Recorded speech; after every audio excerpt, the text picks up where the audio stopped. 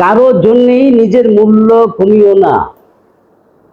একটা জিনিস মনে রাখবে, পৃথিবীতে তুমি হচ্ছে সব থেকে বেশি মূল্যবান।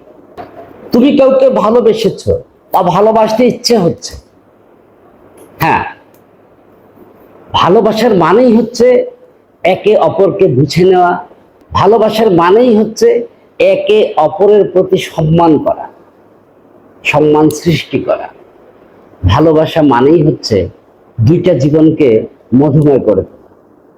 ভালোবাসা মানে এত বড় আত্মত্যাগ নয় যে ভালোবাসতে গিয়ে তুমি তোমার জীবনকে পূর্ণমাত্রা শেষ করে দেবে।